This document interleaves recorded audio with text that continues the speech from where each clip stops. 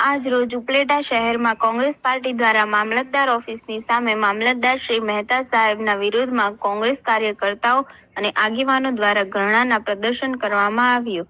આ ધરણાના પ્રદર્શનની અંદરમાં લોકો તથા મહિલાઓ ઉપસ્થિત રહ્યા અને ચુસ્ત બંદોબસ્ત સાથે કાથરોટા ગામના સરપંચ શ્રી રામસિંહભાઈ મામરોટિયા મામલતદાર શ્રીને તલંગાણા ગામના પ્રશ્નને લઈ મામલતદાર શ્રીને મળવા આવેલ અને 3 કલાક સુધી બેસાડી મુલાકાત ના આપેલ.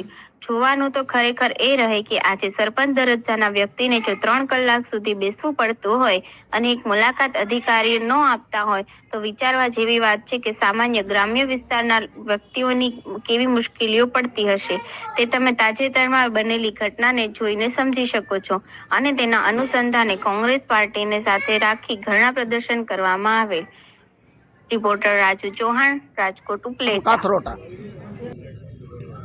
આજથી 3 દિવસ પહેલાં હું મામલતદારશ્રીને મારા ગામના તળાવની રજૂઆત કરવા માટે મામલતદારશ્રીને મળવા આવેલ તો પટાવાળાએ મને એવું કીધું કે ચિઠ્ઠી લખીને મોકલો તો જ મામલતદારશ્રીને મળી શકાય. એટલે મેં ચિઠ્ઠી લખીને મોકલી અને 1 કલાક સુધી મને મામલતદારશ્રીએ બહાર બેસાડ્યો અને છતાં પણ બોલાવ્યો નહીં. પછી હું મારા ગામ કાથરોટા ગયો અને કાથરોટા મારા ગ્રામજનોને વાત કરી એટલે ગ્રામજનોએ કીધું કંઈ વાંધો નહીં, તો આપણે ધરણા ઉપર બેસવાનું છે.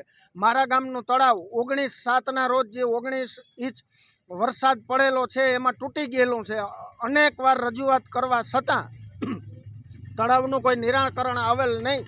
તો મામલતદારે અમારા આરે ઉદ્ધવતા ભર્યું વર્તન કરેલ અને અમલદારશાહીનું વર્તન કરેલ અને અમારા ગામના તળાવમાં આજુબાજુના 10 ગામને ફાયદો થાય એવું અમારા ગામનું તળાવ છે.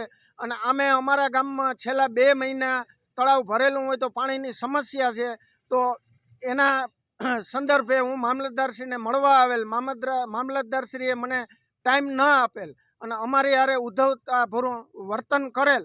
એટલા માટે આજરોજ અમે કોંગ્રેસને સાથે રાખી અને ધરણા પર બેઠેલા છીએ.